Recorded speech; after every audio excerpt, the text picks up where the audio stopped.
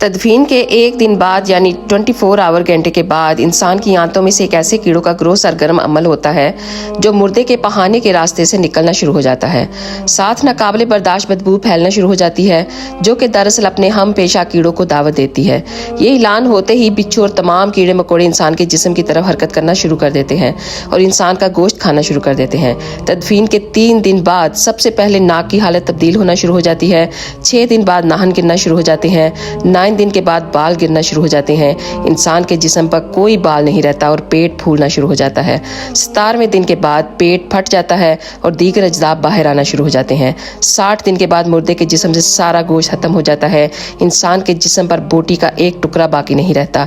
19 दिन के बाद तमाम हड्डियां एक दूसरे से जुदा हो जाती हैं। 1 साल बाद हड्डियां भी बुसीदा हो जाती हैं। बिलाहर इंसान जिसको दफनाया गया होता है उसका वजूद खत्म हो जाता है। पता नहीं इंसान का गुरूर और तकब्बर